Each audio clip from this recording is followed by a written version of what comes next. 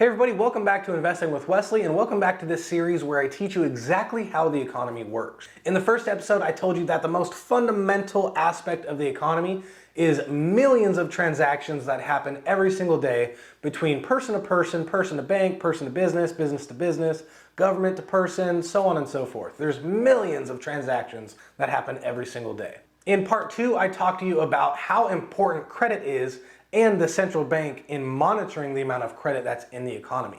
And that when we use credit in the economy, it creates these short and long-term debt cycles. Now in today's episode, I want to go in deeper on what the short-term and long-term debt cycles are. So with that being said, let's get into it. Okay, so we already know that the central bank plays a very important role in monitoring the amount of credit that is in the market. We also already know that by using credit, it creates the short and long-term debt cycle. But exactly what is the difference between the short-term and long-term debt cycle? Because either way, using credit, you guarantee repayment into the future. Well, the main thing about the short-term debt cycle is spending is usually only constrained by how easy or difficult it is to use credit. When credit's easily available and it's easy to borrow money, meaning interest rates are low, there's an economic expansion. We see housing prices go up, the stock market go up, and everything else goes up along with it. People love expansions because if they get in early, then they get to see all of the things they bought, all the financial assets, grow in value that much more. People feel wealthy, people feel like they know what they're doing, and the euphoria kicks in. But like we already mentioned, the central bank's primary job is to regulate the amount of credit and fight inflation and deflation. So when this expansion happens for too long, the central bank has to raise interest rates to combat that inflation. This makes credit not as easily available and in turn causes a recession. As mentioned in the previous video, these short-term cycles usually last in between 5 and 8 years on average. And you know you're in a short-term cycle, or you can spot a short-term debt cycle, because after the recession and into the next expansion, the highs are higher highs and the lows are higher lows, meaning nothing ever falls below its previous low. Pulling up the 90-year market chart of the S&P 500, you'll see exactly what I'm talking about. These short-term debt cycles will consistently go up time over time. We'll get higher highs and even higher lows. Nothing ever usually falls below the previous low. This is a key identifier that you're in the middle of a short-term. This is the key identifier that you're in the short-term debt cycle. Take 2020 as a perfect example. Everyone was panicking. We were for sure in an economic recession and the market fell. But it didn't fall to all-time new lows.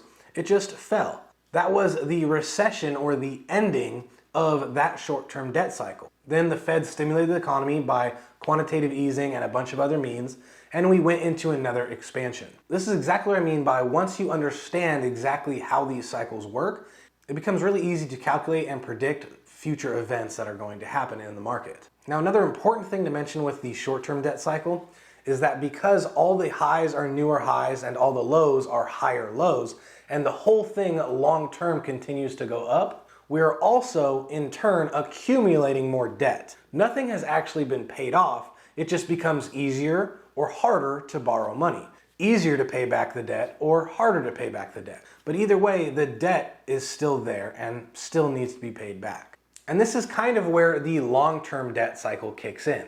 We've already established that you could easily spot the short-term debt cycle, but it's also really easy to spot that the short-term debt cycles continuously keep going up over time.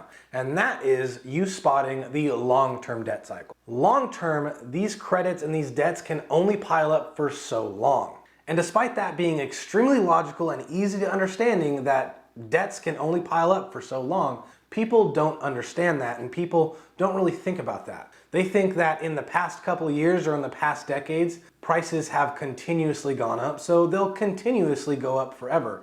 And it's that market euphoria that I talked to you about earlier. With this euphoria mindset, people believe it pays to borrow money and then purchase financial assets with that money. This is where we get bubbles. When a bunch of people used borrowed money to buy a bunch of these different assets, driving the price of these assets up more than what they're actually valued at. In 2008, we had the housing bubble. In 1999, we had the dot-com bubble where everyone was purchasing stock of online company, even though they weren't producing any sort of profit. And in 1929, the Great Depression era, we had the speculation bubble where everyone was taking out loans and just putting it in random stocks because they thought stocks always go up. Well, eventually, everyone became over-leveraged. People and banks themselves ran completely out of money to lend out. And since no one was injecting new money into the stock market, prices started to fall, and we ended up with the Great Depression. All these different recessions and depressions were caused by bubbles and over-speculation in a particular market. But back to the short-term and long-term cycle. With the short-term debt cycle, debts continuously keep growing. But when used properly, the amount of income that's going to be growing alongside the debts kind of balances it out and outweighs the amount of debt that's been increasing. So we really don't feel the effects of the increased amount of debt all too badly. But like I said, these things can't last forever. And inevitably, there comes a point in time where we reach the peak of our expansion. And it's at this peak where incomes will stagnate or become harder to grow, whereas debt prices will continue to grow. Meaning it takes more and more money or more and more debt to grow someone's income because the prices of everything has gone up so much that you kind of stagnate. And this is the peak of the long-term debt cycle. What happens next is debt payments continue to rise, incomes continue to stagnate, and then it becomes harder and harder to pay those debts back. And then the whole thing reverses on itself. Because these debt payments are harder to pay back, it also now means that you have less money to spend. Less money to spend is less income for someone else, which means less money they'll have to repay their debts, which means less spending. And you can see the whole thing feeds on itself again, but in the opposite direction. This is where we have reached our peak and we're now starting down this long-term cycle. Our most recent long-term debt cycle ended in the Great Depression in 1929. If you pull up a chart of the market back then, you could see that we didn't reach a higher low. Instead, we reached a new all-time low. The market crashed over 80% and took over 30 years just to recover to its previous all-time high of 1929. It's at this point that the economy starts to deleverage. And deleverage basically means to sell as much of your assets as you can to settle your transaction. Because incomes are no longer rising and you can no longer borrow money to pay for your debt payments, you have to sell your financial assets to cover those debts. This creates a point in time where everyone floods the market selling their assets. But because there's more sellers than buyers, all the value you thought you had in all these assets continuously goes down and down and down because there's not a lot of buyers. So you have to continuously lower your price again and again just to find a buyer. This is when real estate markets crash, the stock market crashes, banks get squeezed and can no longer lend or borrow money. And because everything is selling at extreme discounts and the once owners of those assets are taking a huge loss, they're forced to have budget cutbacks, layoffs. This increases the amount of unemployed out there, and the whole thing is just one big mess. Now, this appears just like a recession in the short-term debt cycle, but there's one key difference that separates a deleveraging from a recession.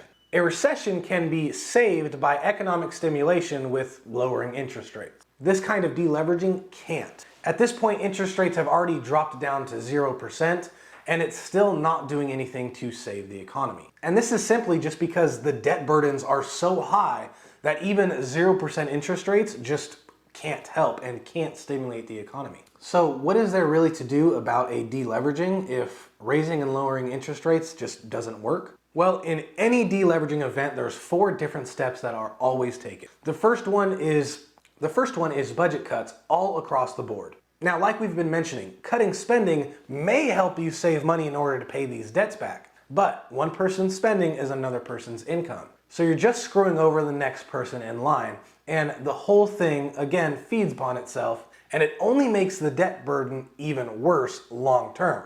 This also causes deflation and an increase in joblessness. So then the next attempt at stopping this deleveraging is in reducing debts, either by defaults or by restructuring. Now, of course, the banks and lenders are going to want some sort of money if they can't guarantee a full payment. So restructuring is often the first one they go to. But even then, if restructuring doesn't work, people will ultimately just default and go bankrupt. And I don't just mean people as the consumers, I also mean this could happen to businesses, banks, and even the government. Now, the third step is wealth redistribution. Now, usually this comes at the hands of the government. The government wants their taxes, of course they do. And with increase in joblessness or unemployment, that means less people are working, so they're getting less tax revenue. And you and I both know the government really wants their income. So they attempt to save this deleveraging in two different ways. One, in economic stimulus, meaning giving checks to the unemployment, as well as raising taxes for the wealthy or the upper class. This brings in new taxes and new income so they can help spend on those that are less fortunate. This is a redistribution of wealth. Now, if the economic impact is so severe that even this doesn't work, then the government, as the most important driver in the economy, they need to start spending more than they have. And they do this by getting a loan from the central bank. The central bank will print new money into circulation and loan that money to the government to overspend. This lending of money to the government and overspending has been happening for decades. The central bank will print money, the government will spend it however they see fit. Hopefully it's in an effort to come up with new programs, create jobs, and stimulate the economy. And doing this successfully or just with a sheer amount of a lot of money is what re-stimulates the economy and gets us back on track. Now, if you've been paying attention, you may have noticed one really big looming problem that could come from this kind of re-stimulation of the economy. If on the short-term debt cycle, we are over-leveraged to the point where we need to deleverage, but nothing ever actually gets paid back. Instead, that debt, in a sense, just transfers to the government with their overspending. Don't you think that there'd come a point in time where the government is so over-leveraged itself that the government itself needs a deleveraging event? Well, if you're interested in that answer, make sure you click the like button and subscribe because in the next and final episode of this series, we're going to be answering that exact question and talking about what kind of things could happen if the government were to default and deleverage on all of their debts. I hope you got value in this video. If you ever had a question or comment or just wanted something addressed, I have a dedicated Facebook and Instagram account to help you out. Either way though, the choice is yours, and I'll see you in the next episode.